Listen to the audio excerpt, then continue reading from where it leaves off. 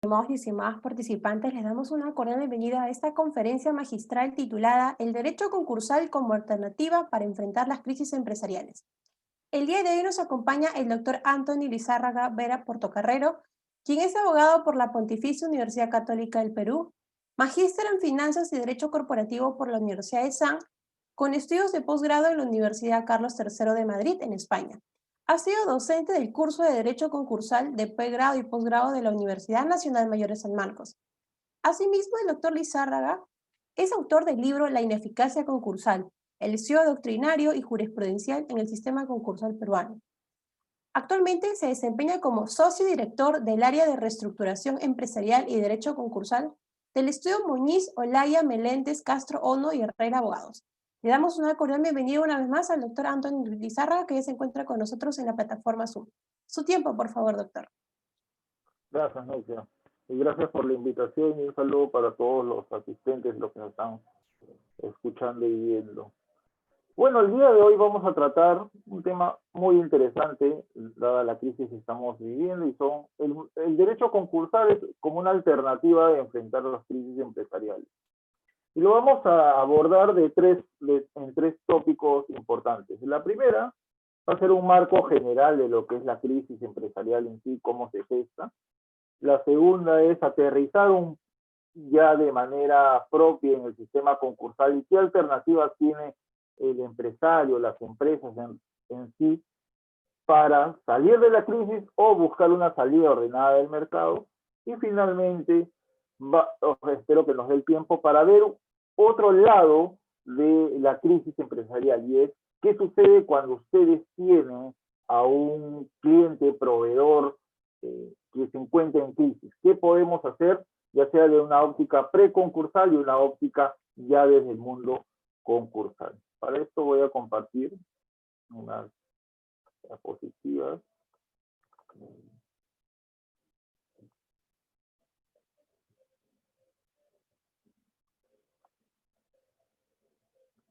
Creo que ya lo están viendo. Entonces, Sí, doctor. sí lo están viendo, ¿no? Sí, sí se ve.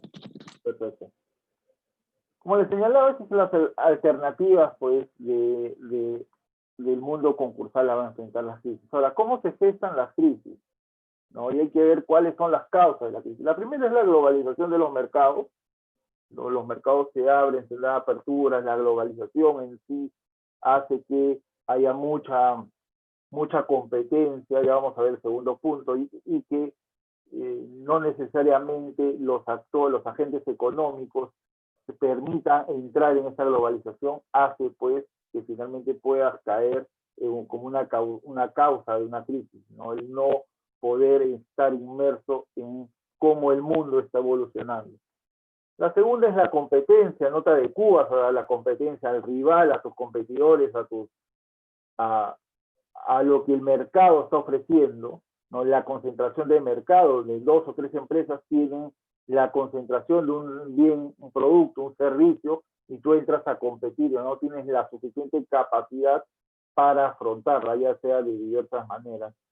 La dificultad en el acceso a las fuentes de financiamiento es otro tema importante. ¿Cuál es tu tipo de financiamiento? Ya sea financiero, operativo, ¿tienes fuentes de financiamiento? ¿Te dan los bancos, por ejemplo, te dan unas líneas de crédito, o son tus accionistas, o a empresas vinculadas quienes aportan capital? Ellos son fuentes de financiamiento, sí, no.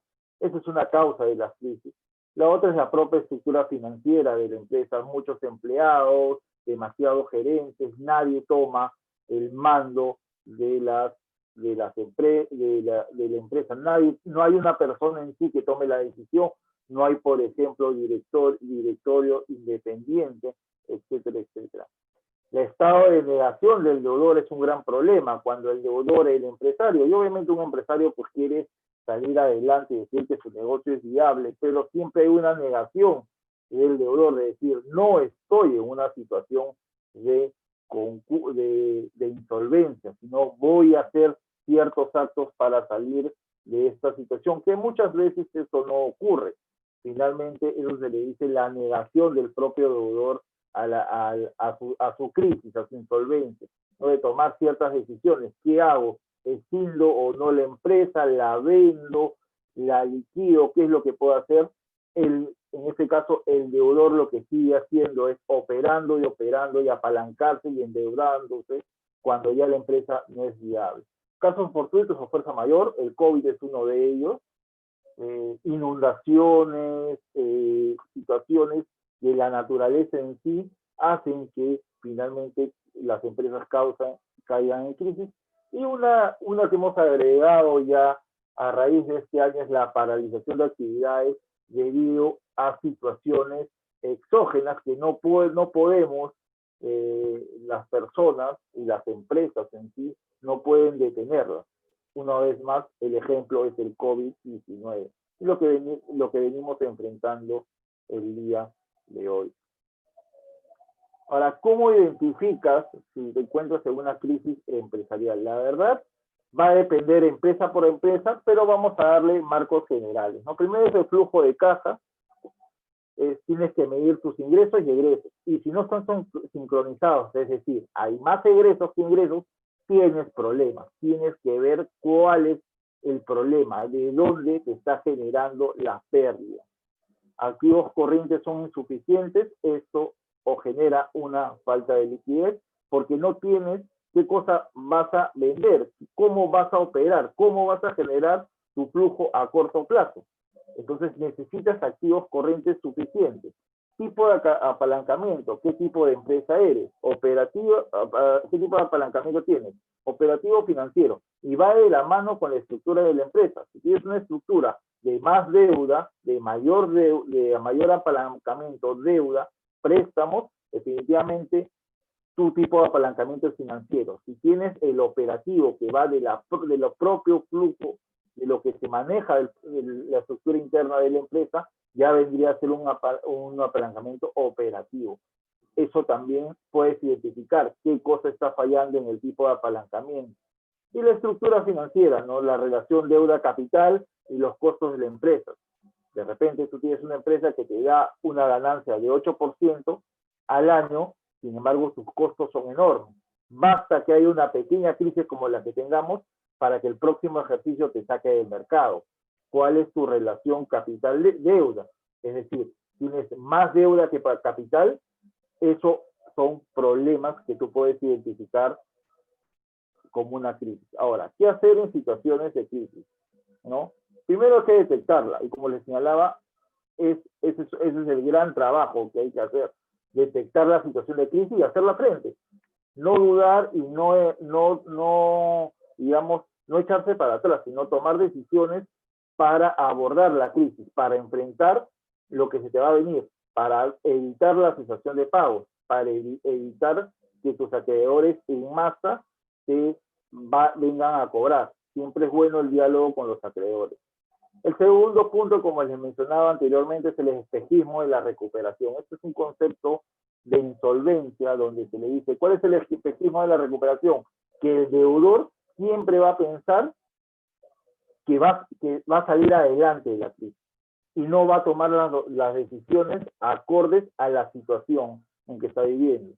Es verdad, el empresario es pujante, el empresario busca salir de alguna u otra manera adelante, sin embargo, hay momentos donde el empresario tiene que tomar la decisión de ver la realidad, de ver que su recuperación o va a ser lenta o tiene que cambiar toda la estructura empresarial para poder darle vuelta a la crisis. Si no, vamos a vivir el espejismo de la recuperación, que es que el empresario se mira prácticamente al espejo diciendo todo lo que estoy haciendo, todos los actos de disposición, todos los contratos que estoy firmando, todos los préstamos que estoy adquiriendo, me va a sacar adelante la empresa. Y no necesariamente es así. Al contrario, en muchas situaciones puede que te lleven a un abismo, es decir, que caigas mucho más rápido. Desligarse de la unidad productiva en problemas o de los que menos rinden, como les decía, ¿qué activos te sirven? ¿Qué bloques patrimoniales son más rentables y qué no? Venderlas, extinguirlas, no deshacerte de lo que no te sirva, o finalmente quedarte con una pequeña porción de la empresa que es lo que te va a dar mayor rentabilidad. Comunicación y negociación con los acreedores, con proveedores. Esto es primordial. Proveedores, acreedores. Esto es primordial. Siempre tienen que tener mucha comunicación con sus proveedores. Lo peor que pueden hacer es generar un pánico de insolvencias entre sus acreedores. ¿Por qué? Porque como se pueden dispersar los acreedores y cada uno va a tomar una acción individual de cobro, puede que sea peor.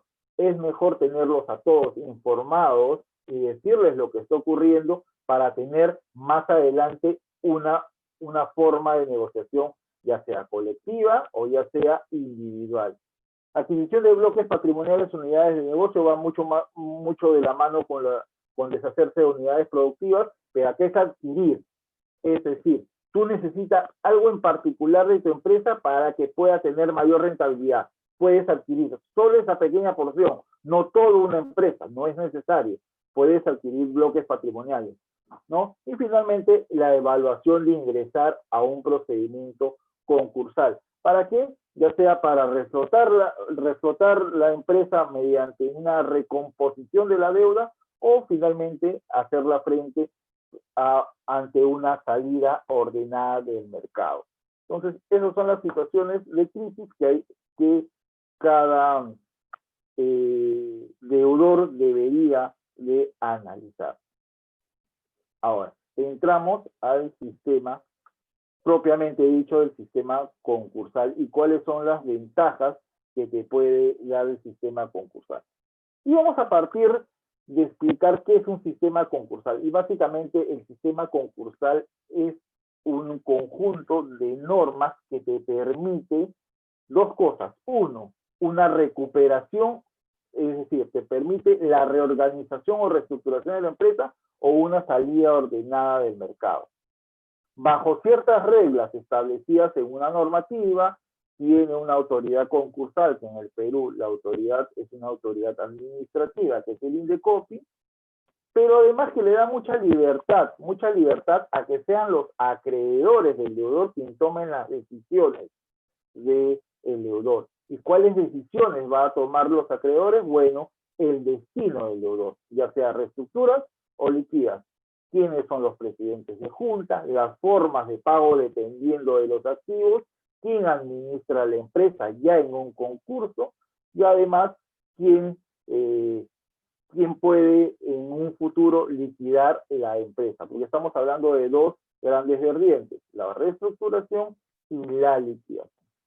Entonces, ¿cómo se gatilla un procedimiento concursal? Primero tiene que haber una publicación del deudor X, vamos a señalarlo así, en el boletín concursal del INDECOPI. Y hay que sacarnos de la cabeza de que estas publicaciones se hacen en el diario oficial del peruano. Hace más de 2 años que ya no se realizan, todo se hace en un boletín concursal del INDECOPI que está en la página web y que se publica todos los lunes. Si los días lunes no sale la lista de los deudores en situación de concurso, es que esa semana no hay publicación de deudor concursado. Básicamente esa es la regla. ¿Y cuáles son los beneficios? En realidad he puesto 2, pero son 3 los más grandes. El tercero lo voy a explicar también. El primero es la suspensión de la exigibilidad de todas las obligaciones pendientes de pago que tenga la empresa a la fecha del concurso. ¿Y qué significa la suspensión de la exigibilidad? Básicamente, no pagas. Es decir, tu deudor tienes la obligación de no pagar. Entonces, cuando tú ya estás en una situación de concurso, viene un acreedor a querer cobrarte de alguna u otra manera, tú le tienes que señalar, no te puedo pagar porque estoy en una suspensión de exigibilidades de acuerdo a la normativa concursal. Y el segundo beneficio que acá he demarcado es que se protegerá el patrimonio del deudor sobre ejecuciones de terceros. Y las medidas cautelares de desposesión se levantan. Entonces, ¿qué es lo que hace el sistema concursal? Blinda el patrimonio. Lo hace que el patrimonio sea intangible, cualquier patrimonio del deudor concursado sea intangible. ¿Para qué? Para que sean los acreedores quienes puedan cobrar de ese patrimonio. Entonces, la normativa concursal lo que va a hacer es proteger los activos del deudor en beneficio de los acreedores del deudor. Y un tercer requisito que acá no se ha colocado es las acciones de ineficacia concursal, y que son aquellas acciones que pueden hacer cualquier acreedor, administrador o liquidador del deudor frente a actos de disposición que haya celebrado el deudor un año antes del concurso o un tiempo después del concurso. Es decir, lo que evita la ineficacia concursal es que el deudor realice actos de disposición previo y post concurso en detrimento de su patrimonio y del cobro de los acreedores. Y esos son los, digamos, los tres principales beneficios del sistema concursal a tu acogimiento. Ya vamos a ver cómo se estructura. Y acá vamos a señalar que a la fecha, ya estamos finales de noviembre, hay 3 procedimientos concursales principales. El primero es este novedoso procedimiento PAR, que es el procedimiento acelerado de refinanciación concursal, que básicamente ha sido creado para enfrentar el COVID, enfrentar la pandemia, y ha sido creado, ha sido creado en mayo y ha entrado en vigencia en junio. A la fecha hay muy pocos procedimientos concursales acogidos sobre este procedimiento, en realidad solo hay 2, y es básicamente porque ha calzado mucho con lo que viene a ser Reactiva Perú. Reactiva Perú ha ayudado a tener liquidez de corto plazo, pero recordar que los procedimientos concursales no es que te generen liquidez, sino lo que hace es refinanciar y buscar alternativas de negociaciones de cobro y además de estructura y la estructura de la empresa. Bueno, y entrando un poco a lo que es el procedimiento acelerado de refinanciación concursal o PAR, solo es a pedido del deudor, es para micro, pequeñas, medianas empresas y se excluyen a las personas naturales. En realidad, el día de hoy no vamos a tocar este procedimiento, lo que vamos a abordar es reestructuraciones y liquidaciones, y vamos a ver el tercer punto que les mencionaba al inicio de esta charla. Bueno, el procedimiento acelerado tiene una junta de acreedores y un plan de refinanciación empresarial que en realidad lo que hace es refinanciar deudas, nada más. Y la administración la mantiene el deudor. El otro procedimiento, los otros 2 procedimientos concursales que regula la norma principal concursal, por decirlo así, uno de ellos es el procedimiento concursal preventivo, que lo pide solo el deudor y que se establece bajo ciertos supuestos. Los supuestos básicamente es que el deudor se encuentre en una crisis incipiente, es decir, que recién se esté gestando la crisis, ¿no? Entonces, la idea es prevenir una situación de insolvencia. Tienes una junta de acreedores que decide aprobar o no el acuerdo global de refinanciación, y este acuerdo global de refinanciación, ¿qué cosa contiene? Bueno, contiene un cronograma de pagos donde se va a establecer la fecha, el lugar, el día, cuándo se les va a pagar a los acreedores y ver si es que hay algún tipo de extinción de deuda, condonación, capitalización, etcétera. Y quizás este es el procedimiento más importante que tiene la norma concursal, que es el procedimiento concursal ordinario, que se inicia ya sea a pedido del deudor o a pedido de los acreedores. Uno de ellos lo vamos a ver un poco más al detalle al final de la exposición, casi al final, para explicarles qué sucede cuando sus clientes, sus proveedores, están en una situación de insolvencia o ya están inmersos en un procedimiento concursal. Entonces, el procedimiento concursal ordinario primero se da a pedido del deudor. ¿Cuáles son los 2 principales requisitos? Uno de los 2 lo debe de cumplir, que cuando más de 1/3 del total de las obligaciones del deudor se encuentren vencidas en pagas por 30 días o sus pérdidas acumuladas de las reservas sean mayor a 1/3 del capital social pagado. Es decir, tienes un requisito de liquidez y otro de patrimonio. Son los 2 requisitos que tiene esta solicitud a pedido del deudor. Y el más común es el procedimiento concursal ordinario a pedido de acreedor, que básicamente el acreedor tiene que cumplir dos requisitos. La primera es que la deuda tiene que sumar más de 215.000 soles al 2020, es decir, más de 50 UITs, y además, perdón, estar 30 días calendario vencida. Es decir, si tú, acreedor, tienes estos dos requisitos, puedes iniciarle un procedimiento concursal ordinario a tu deudor. Luego, pues, de que ya sea el deudor o el acreedor presente su solicitud de inicio del procedimiento concursal ordinario ante el INDECOPI, pase las evaluaciones pertinentes, se publica el procedimiento concursal y luego de que los acreedores se apersonen al procedimiento concursal, se va a formar la Junta de Acreedores. ¿Y qué es la Junta de Acreedores? La Junta de Acreedores son todos los acreedores reunidos, al menos desde la pandemia o desde que se inició el estado de emergencia hasta la fecha, las juntas de acreedores son virtuales. Todos los acreedores se reúnen para tomar decisiones de la empresa. Como les mencionaba al inicio, decisiones del destino del deudor, decisiones de cuál va a ser la forma de pago y finalmente a quién vas a decidir de administrador o liquidador. ¿Y cuáles son estos dos destinos? Una reestructuración, que todo se plasma en un plan de reestructuración, o una liquidación que se plasmaría en un convenio de liquidación. La empresa, en una reestructuración, la empresa continúa operando, la empresa no para, sin embargo, en una liquidación tiene que parar su continuidad. Y lo que va a hacer básicamente es vender todos los bienes para pagar a los acreedores. En una reestructuración, el deudor puede mantener la administración, puede haber una nueva administración designada por los acreedores o puede optar por una mixta, es decir, la anterior con una nueva. A diferencia de una liquidación concursal, donde el administrador pierde la gerencia de la empresa y es el liquidador quien entra en funciones. ¿Qué liquidador? Liquidador designado en realidad es un liquidador que está inscrito en un registro del INDECOPI como tal.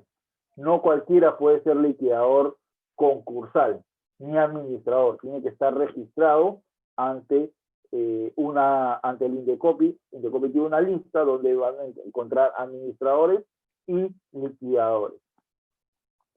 Ahora, vamos a tocar lo que es la reestructuración empresarial, ¿no? La reestructuración patrimonial en el mundo concursal. ¿Y cuándo reestructuras? Bueno, cuando la empresa en realidad es viable. ¿Cuándo es viable? Cuando el valor del negocio en marcha es mayor al valor de negocio en liquidación. Básicamente, eso es cuando reestructuras. Ahora, la reestructuración la reestructuración concursal depende también de los acreedores. Muchas veces la empresa puede ser viable, pero la falta de confianza de los acreedores a la empresa hace que los acreedores en una junta de acreedores voten en contra de una reestructuración y prefieran liquidar. ¿Por qué? Porque en la liquidación, teóricamente, se venden los activos y pagas a los acreedores hasta donde alcance. Entonces, muchas veces la desconfianza de los acreedores hacia el deudor hace que no se puedan reestructurar. Ahora, también parte mucho de cuál también van a presentar los planes de reestructuración, porque los planes de reestructuración que se presentan, estamos hablando de planes a 20 años, por ejemplo. Entonces, va a haber acreedores que no van a querer apoyar esa situación. Sin embargo, hay que tener presente como en el mundo societario, en el mundo concursal, mandan las mayorías. Y vamos a ver qué se necesita para adoptar y aprobar planes de reestructuración. Entonces, en la reestructuración, ¿qué es lo que se busca? ¿No? Se busca brindar soluciones personalizadas a las empresas para afrontar las crisis. Y definitivamente la toma de decisiones, porque como les mencionaba, la empresa continúa y tiene que seguir operando. Entonces, ¿qué hace un deudor para analizar la reestructuración de las deudas? Primero, un análisis de obligaciones vencidas y por vencer, ¿no? Tienes que establecer quiénes son tus principales acreedores y, y con quién puedes llegar a negociar para aprobar los planes. El segundo punto es una refinanciación de la estructura de la deuda, es decir, ¿cómo la vas a refinanciar? ¿En qué medida? ¿No? El tercer punto es las estrategias para afrontar la crisis. No necesariamente presentas un flujo de caja futuro para refinanciar la crisis, sino tienes que ver qué opciones el mercado le da a una empresa insolvente, qué opciones le da el mercado a esta empresa en particular que está en un procedimiento concursal. Si por ejemplo es una contratista, si puede seguir operando y poder licitar frente al Estado para seguir adquiriendo obras. Eso es un ejemplo, ¿no? Informe de viabilidad ante un eventual procedimiento concursal. Además, tú necesitas ver, paso previo al concurso, es ver si efectivamente tienes la viabilidad en el mundo concursal, es decir, que va de la mano con el análisis de las obligaciones de las empresas, que es si es que tienes el apoyo suficiente de los acreedores para ir a un mundo concursal. No es que ingresas tu solicitud, el deudor ingresa tu solicitud de inicio de concurso y con eso dice, yo voy a reestructurar y les voy a ofrecer la reestructuración y con eso voy a reprogramar mis pagos a 20 años. No necesariamente es así. Hay que cumplir todos estos pasos, que es análisis de obligaciones, el informe de viabilidad, hacia los materiales, quiénes son mis acreedores que me pueden ayudar a un procedimiento concursal. La otra estrategia de afrontar la crisis, ¿cómo la voy a abordar? ¿Qué puedo vender? ¿Qué me voy a deshacer? ¿Dónde consigo capital? Y la segunda es la refinanciación de la deuda. ¿Cómo la voy a refinanciar? ¿De dónde va a provenir los activos? El flujo. Si vendiendo activos, y si vendo los activos, ¿con qué me quedo? Si vendo la capacidad instalada de la empresa, ¿con qué me quedo? Si vendes la capacidad instalada, no estás reestructurando, estás liquidando. Entonces, hay que ver estos cuatro puntos para ver, uno, si es que un paso previo al mundo concursal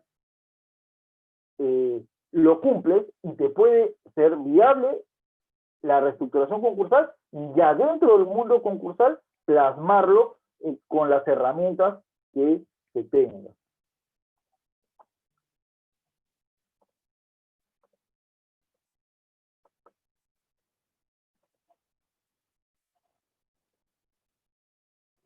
Bueno, y un régimen de procedimiento de reestructuración es distinto a un plan de reestructuración, ¿no? Un procedimiento de reestructuración es más largo y el plan es solo un documento. ¿A qué me refiero? La reestructuración cumple diversos pasos, que va desde la administración, desde la fiscalización, desde la asistencia a la Junta, del cumplimiento del plan. A cambio, el plan es distinto. El plan es un documento donde ¿qué cosa se plasma? Se plasma las obligaciones, cómo se van a pagar, en qué año y cómo se deben de cumplir. Entonces, como les mencionaba, la reestructuración dentro de un procedimiento concursado ordinario tiene un inicio y una duración, tiene un inicio y un término hasta cierto punto. Primero, se inicia el régimen de reestructuración es cuando la Junta lo acuerde. La Junta el día de hoy acordó la reestructuración patrimonial, pero el plan no necesariamente se puede aprobar inmediatamente. Los acreedores deciden el destino de la reestructuración. Hay un plazo, 60 días hábiles, después donde se puede presentar el plan de reestructuración. Y el plan de reestructuración está vigente hasta que se concluya este procedimiento concursado ordinario, porque uno, se extinguió los créditos, la otra forma es que así lo indicó el plan o hay un cambio de destino de una reestructuración, una liquidación. ¿Y por qué se dan estas situaciones? Porque finalmente no se pudieron cumplir con los objetivos de la reestructuración, porque los pagos que se han establecido en el plan de reestructuración no son lo suficientemente, no se están cumpliendo, mejor dicho, y hay muchos atrasos. Basta que incumplas con alguno de las cuotas para que puedas pasar a una disolución en liquidación.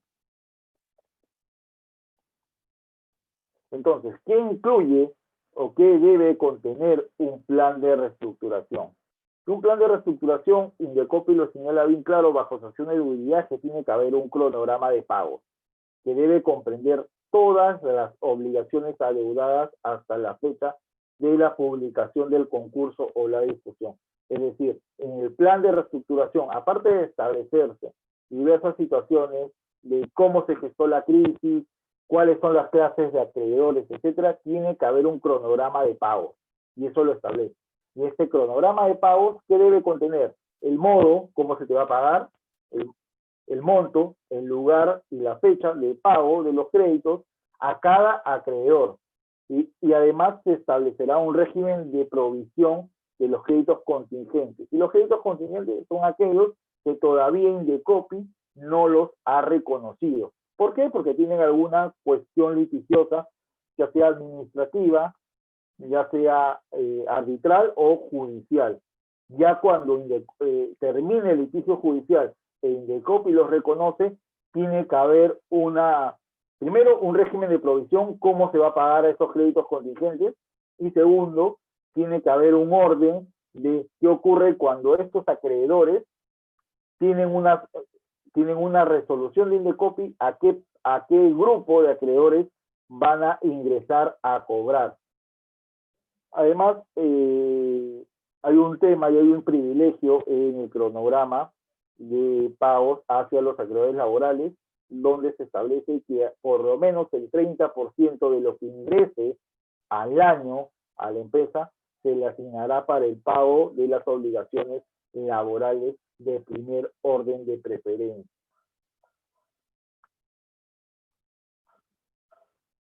Además, hay una protección a los terceros garantes, ¿no?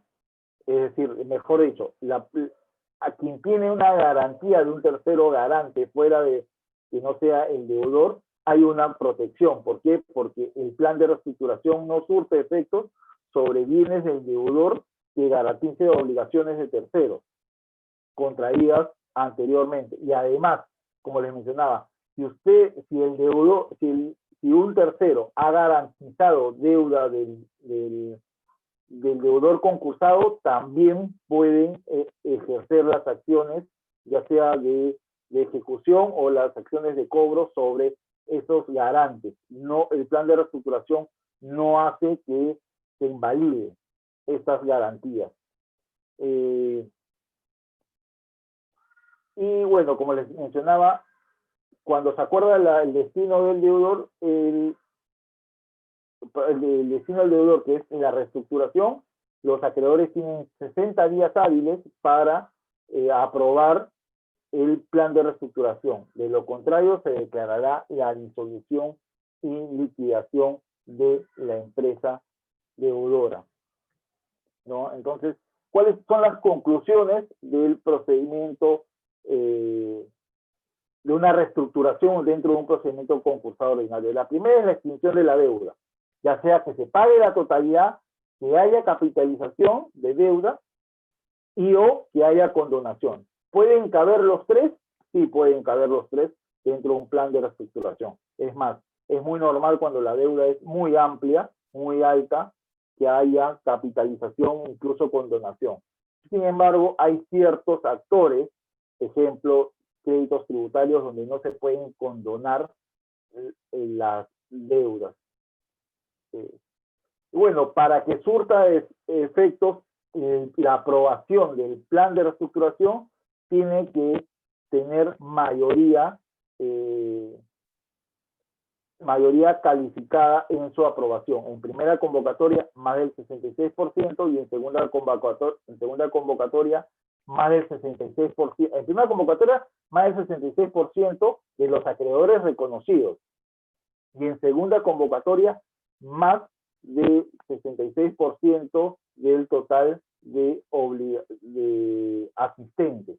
Es decir, los que se apersonan en segunda convocatoria pueden asisten y acuerdan el plan de reestructuración. Y acá les había puesto una pregunta: ¿son válidos los acuerdos de condonación de créditos laborales? En realidad, la jurisprudencia, no la ley, señala que no, Sí pueden capitalizar, hay ciertas formas especiales, pero la condonación no, porque se aplicaría, estarían renunciando a derechos laborales y por el principio de renunciabilidad de derechos no se podría. Es una pregunta que más se responde con jurisprudencia que por la propia normativa. Me estoy adelantando. Ok. La otra conclusión es lo que indica el plan. El plan puede señalar que la conclusión puede establecer cuando no necesariamente se condone, se capitalice, sino simplemente cuando se establezcan ciertas pautas. Eso no se usa mucho, pero sí se establece que puedes establecer cuándo se estaría culminando una reestructuración que básicamente va de la mano con la extinción de toda la deuda, ¿no? Y el otro es el cambio de destino, que básicamente es que el deudor no es viable, ya no puede pagar las cuotas del cronograma de pagos y finalmente va a buscar una disolución y liquidación, o por no pagar las cuotas lo lleven los acreedores a una disolución y liquidación.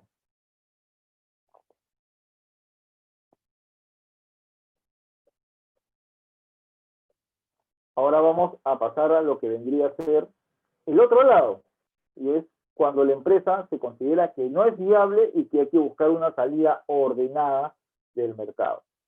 Y acá hacemos un paréntesis porque vamos a tocar algo que se está utilizando también mucho en el mercado, y es una liquidación societaria, que no es una liquidación concursal, sino es una liquidación privada, es una liquidación teóricamente, vamos a decirlo así, rápido, porque no tienes que pasar por lo que ya vamos a describir de una liquidación ante el Indecopi. Y es una vía societaria.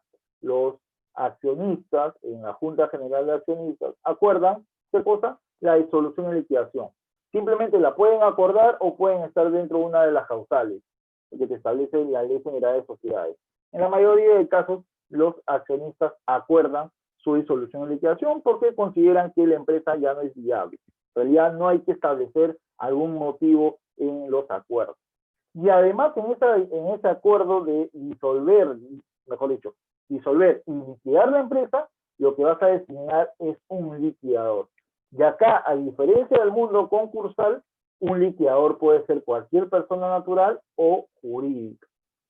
Entonces, acuerdas la disolución y liquidación y el nombramiento de tu liquidador. ¿Y qué hace este liquidador? El liquidador toma las funciones de lo que es la gerente general. Y lo que va a hacer es realizar, vender todos los activos, cobrar, valga la redundancia, todas las cuentas por cobrar y pagar a todos los acreedores. Entonces, se hacen las publicaciones en el peruano, se inscriben registros públicos la designación del liquidador, y ese liquidador toma la administración y lo que va a hacer es liquidar la empresa. Y tiene, después de vender todos los activos, después de cobrar todas las cuentas y pagar a los acreedores, procede a la extinción patrimonial de la empresa. Y acá hay que hacer la diferenciación. Si el liquidador tiene más obligaciones por pagar que los activos, va a tener que hacer una extinción previo a una quiebra judicial. Si es que el liquidador vendió todos los activos y no hay ningún acreedor a quien pagar, en realidad lo que procedería es una extinción de la empresa ante registros públicos. Para eso hay que hacer las publicaciones del balance final de cierre de la empresa, y además tiene que haber un acuerdo previo de la aprobación de los estados financieros y toda la documentación contable previa. Entonces, nos vamos al supuesto de que la empresa tenga más pasivos que activos. Entonces, ¿qué ocurre? Antes de solicitar la extinción de la empresa en registros públicos, tienes que pasar por un proceso judicial de quiebra, que aproximadamente dura entre 9 a 12 meses. ¿Y qué es lo que solicitas en el procedimiento judicial de quiebra? Es básicamente que te extingan la empresa. ¿Por qué? Porque el juez en realidad no es que va a analizar cuántas deudas tienes por pagar, sino lo que va a hacer es una formalidad, y la formalidad que te establece la norma concursal aplicable al mundo societario. Entonces, tú presentas la demanda de de quiebra judicial solicitando la extinción de la empresa. Entonces el juez te va a emitir las resoluciones pertinentes donde uno extingue el patrimonio del deudor, extingue el patrimonio de la empresa, dos, va a emitir los certificados de incobrabilidad y con eso ya puedes tú solicitar recién la extinción de la empresa. Hay diversos pasos adicionales que no lo voy a explicar porque básicamente son mecánicos, pero la idea acá es que primero, en una liquidación societaria, acuerdas una disolución y liquidación y nombramiento del liquidador. El liquidador vende todos los activos, cobra todas las cuentas por cobrar, y si no hay pasivos, extingue la empresa de registros públicos.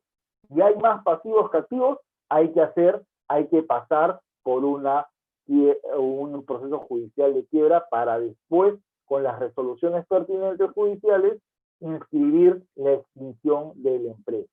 Y finalmente, si es que es una persona natural, el quebrado, por decirlo así, tiene que esperar 5 años para rehabilitarse y levantar, digamos, la sanción de la inhabilitación por ser quebrado, que son 5 años. Esta es la liquidación societaria, que mucho se utiliza, mucho lo pueden ustedes ver en las publicaciones en el peruano, porque las liquidaciones hay que publicarlas en el peruano y además la designación, mejor dicho, el acuerdo de disolución y liquidación más la designación del liquidador hay que publicarlo 3 veces en el peruano y 3 veces en diario de circulación nacional. Y ahí ustedes pueden ver en el peruano todos los días cuántas empresas se liquidan diario. Y el otro es un poco la disolución y liquidación dentro del mundo concursal. Y es, primero vamos a dar una introducción, y es que acá lo que se busca es que la empresa ya no va a continuar operando. ¿Por qué? Porque los acreedores deciden que es mejor el valor de la realización de los activos es mayor que la empresa continúe en marcha. Entonces, los acreedores dicen, es mejor que se vendan los activos, cobrar lo que podamos y simplemente que la empresa concluya el procedimiento concursal o una quiebra judicial, porque también dentro del procedimiento de disolución y liquidación concursal, cuando hay más pasivos que activos, tienes que pasar también por la quiebra judicial. ¿Y qué ocurre? Básicamente es vender activos o adjudicación de activos, ya sea de parte del deudor o de terceros. ¿Qué es lo que tiene que contener un convenio de liquidación? Al igual que un plan de reestructuración que tiene que contener ciertas prerrogativas, entre ellos el cronograma de pagos, en un convenio de liquidación no hay un cronograma de pagos. ¿Y por qué? Porque hay una lógica muy simple, y es, en la liquidación todo lo que se tiene se vende y se paga pasado un orden de preferencia, a diferencia de un plan de reestructuración. En la liquidación se rige un orden de preferencia. Primer orden de preferencia es para los acreedores laborales y previsionales. El segundo orden es alimentario, pero solo se aplican para personas naturales. El tercer orden es acreedores garantizados. Indecopi establece que garantizados también se incluyan a los que tengan medidas cautelares ejecutadas o trabadas. El cuarto punto es el cuarto orden de preferencia de los acreedores tributarios, y quinto orden, todos los acreedores comerciales que no tienen garantía. Eso es la forma de pago en una liquidación. Entonces, el convenio de liquidación, ¿qué cosa tiene? Primero, la identificación del liquidador. ¿Quién es tu liquidador? Es un liquidador registrado en Indecopi, no es un liquidador, no es cualquier persona con una liquidación societaria. El nombre del deudor, el presidente de la Junta, la fecha de aprobación y la declaración del liquidador que está aceptando ser el liquidador. Los proyectos de gastos estimados por el liquidador, una proyección de gastos, es decir, en el mes de diciembre voy a gastar 50 soles de papel, no sé, 3.000 soles de honorarios de abogados externos, etcétera, etcétera. Esa es la proyección que tiene que estimar y que sí tiene que ser aprobada porque está dentro de un convenio de liquidación. Los honorarios del liquidador. Y acá hay un punto. Yo señalaba que hay un orden de preferencia de pagos en la liquidación. Bueno, el primer orden es los acreedores laborales y previsionales. Previamente al pago de estos acreedores, los honorarios del liquidador son los que se pagan primero. ¿Ok? porque es así. No se establece en la norma un orden de prelación para los honorarios del liquidador, pero en la práctica es así. Quien cobra primero es el liquidador, porque es su trabajo. ¿Qué cosa? Liquidar la empresa. ¿Qué cosa más debe contener el convenio de liquidación? Las modalidades, los mecanismos de los cuales cumplirán los requerimientos de información, es decir, cómo les va a brindar a los acreedores la información, por correo electrónico, informe trimestral, juntas privadas o en la propia junta de acreedores, etcétera, etcétera. Las modalidades y condiciones de la realización de los bienes del deudor, venta directa, por subasta pública, por subasta directa, por adjudicación, etcétera, etcétera. Y cuáles son los regímenes de intereses. ¿Se puede pactar intereses? Sí. Es un tema aparte, no lo voy a tocar ahora, porque el tema de intereses para ciertos acreedores es obligatorio, para otros no. ¿Cuáles son los efectos de un convenio de liquidación? Produce un estado indivisible entre el deudor y sus acreedores, es decir, el convenio de liquidación establece cómo se va a vender los activos, y no hay que distinguir entre el deudor y sus acreedores, no. El deudor se queda fuera de la administración porque es el liquidador que lo va a manejar y son los acreedores que van a estar en la expectativa de cobrar. Los directores, gerentes y otros administradores del deudor cesan en sus funciones, ya es el liquidador quien toma la posesión, es decir, la administración y la representación legal le corresponde a quién, al liquidador. Puede ser una empresa, en realidad es una empresa y designa a una persona natural quien asume esta representación legal. El liquidador administrará los bienes del deudor y todas las obligaciones de pago del deudor serán exigibles aunque no se encuentren vencidas, ¿ya? Y bueno, se puede descontar los intereses correspondientes al plazo. Y eso es un tema ya más operativo de la forma de pago. Los acuerdos de condonación surtirán efectos respecto a la totalidad de acreedores, salvo aquellos exceptuados por la ley. ¿No? Como les mencionaba, hay acuerdos de condonación, pero hay ciertos acreedores tributarios y laborales que no pueden condonar deuda. Ahora, acá hay un punto adicional. Si tú tienes una creencia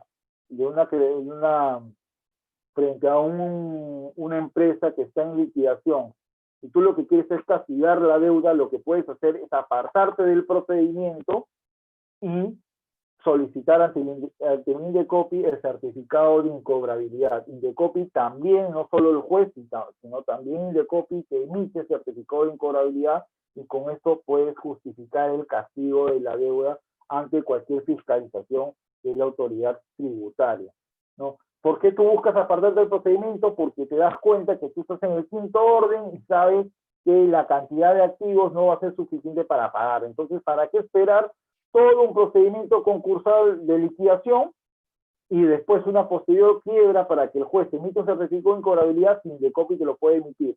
Es una forma más rápida de obtener un certificado de incobrabilidad. ¿Cuál es la conclusión del procedimiento? La primera es el pago y la segunda es la condonación. ¿Pueden hacer ambos? Sí, claro que sí. Y si se extingue el patrimonio del deudor y quedan acreedores impagos, ¿qué ocurre? Lo mismo que en la liquidación societaria.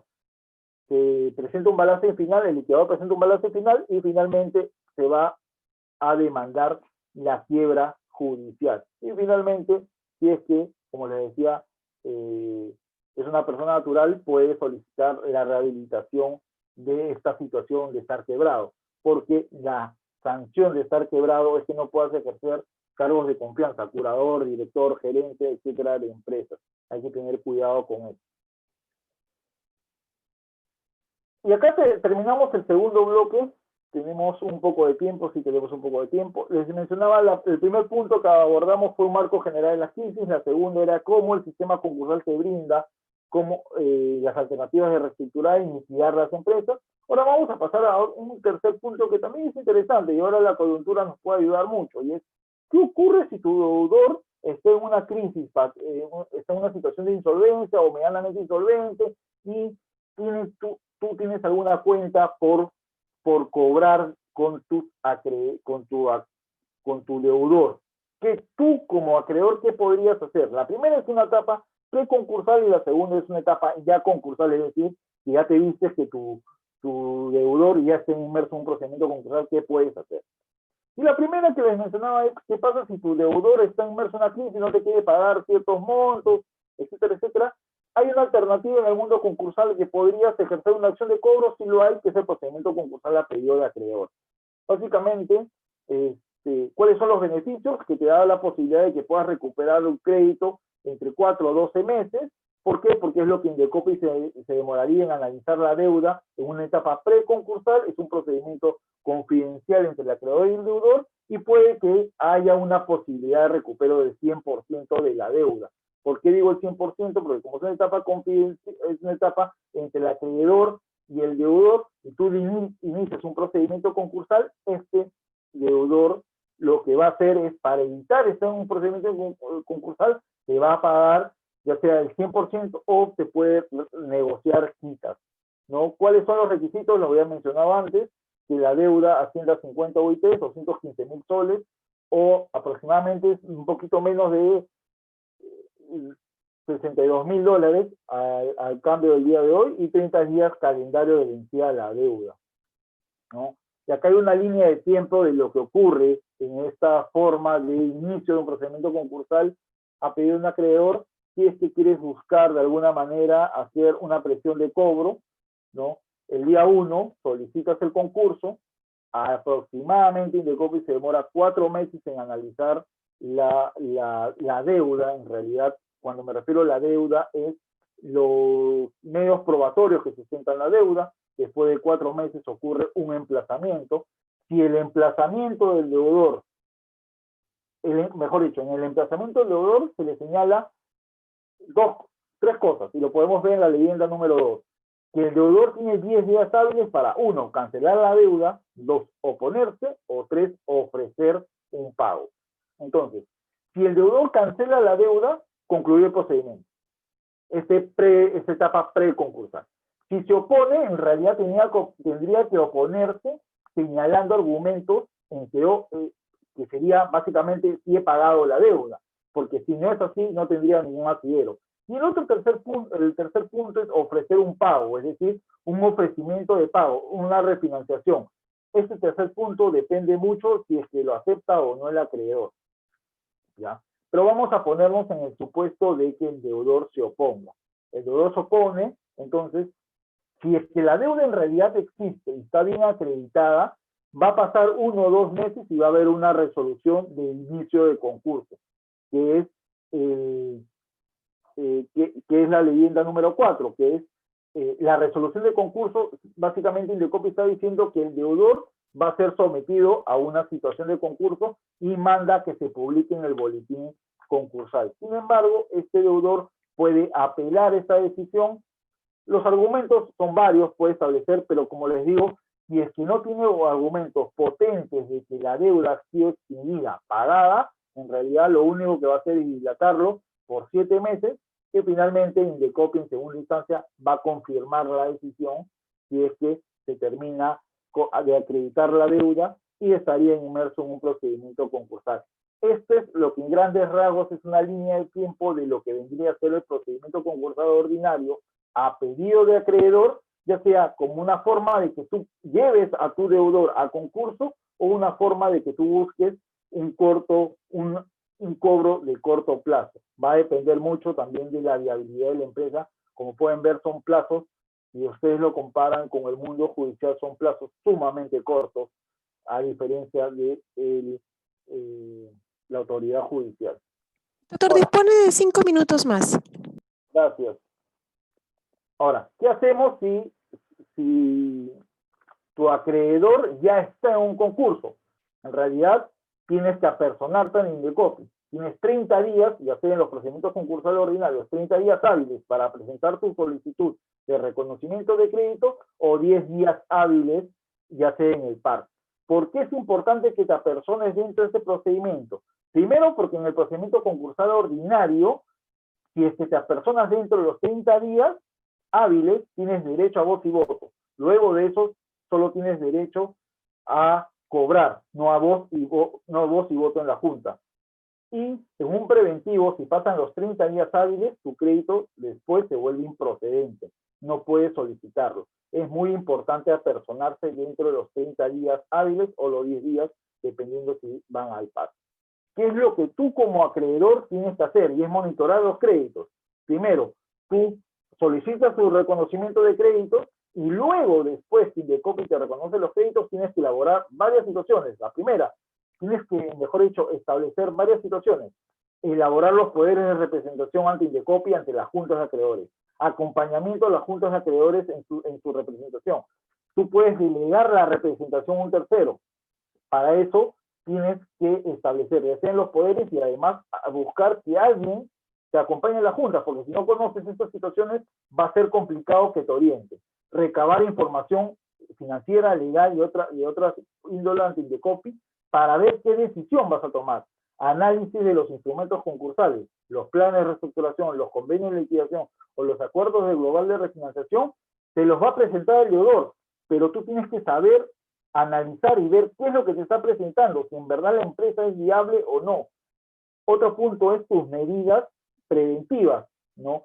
Si es que se toman acuerdos que tú consideres, acuerdos de la Junta de Acreedores, que tú consideres que han vulnerado alguno de tus derechos, puedes tomar medidas preventivas, como la nulidad de convocatoria, los acuerdos de impugnación de juntos, etc.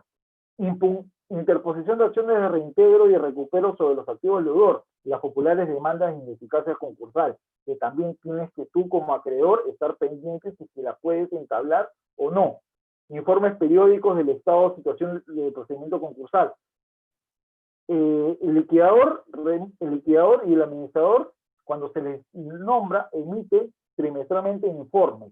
Entonces, tienes que, si es que estás interesado en buscar un cobro, estar informado basado en esa información que presentan los administradores y liquidadores que están en el expediente concursal.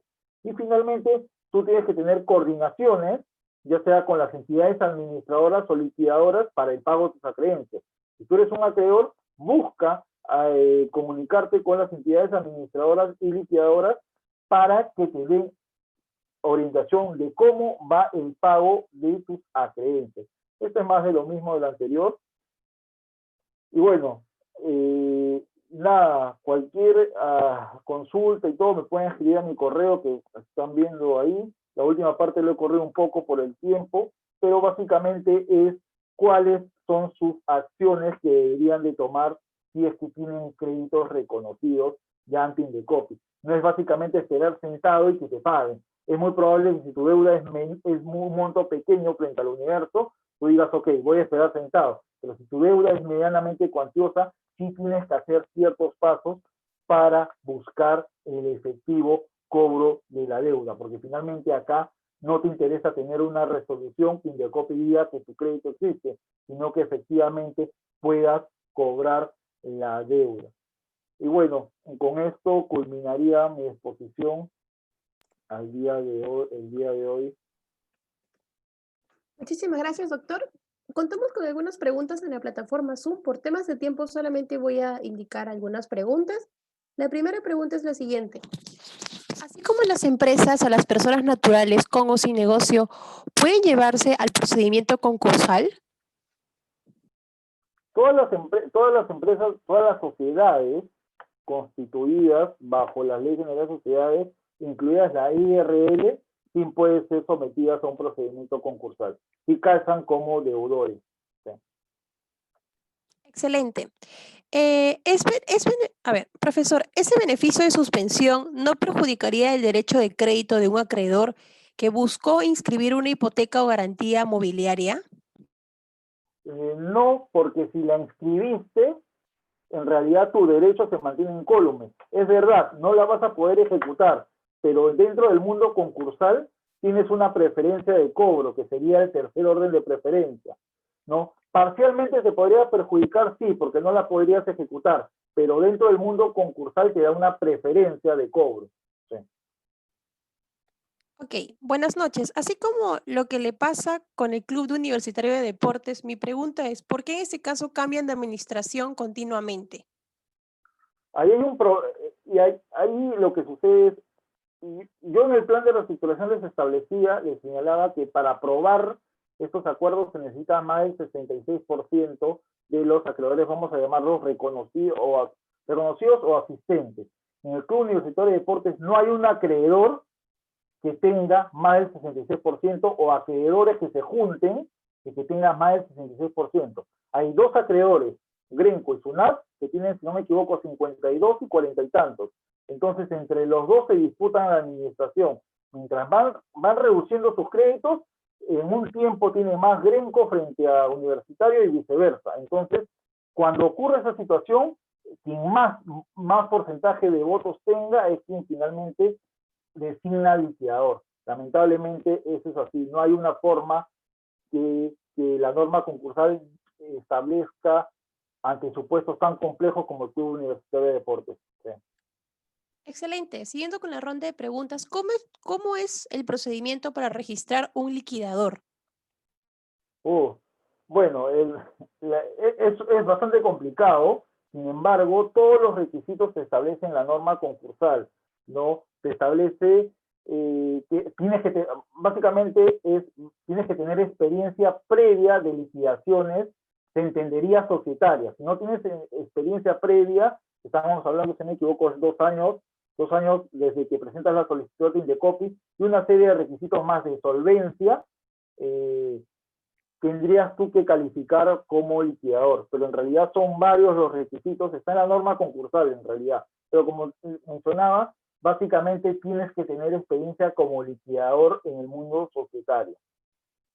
Excelente. Ya para culminar, en caso de una SAC o una sociedad de responsabilidad limitada que se encuentra en liquidación, ¿la responsabilidad sigue siendo limitada o se vuelve ilimitada a fin de proteger a terceros? En el mundo concursal no se rompe la responsabilidad, se mantiene solo la empresa, sin embargo, como ocurre en el mundo privado, si es que hay alguna acción, una omisión de carácter penal, sí se rompería la limitación. Sí. Excelente. Queremos agradecer al doctor Anthony Lizárraga por su participación en esta conferencia magistral, agradecer a todas las personas quienes nos están visualizando desde Zoom y de Facebook Live. Que tengan muy buenas noches todos. Hasta una próxima oportunidad. Hasta luego. Gracias a todos. Saludos.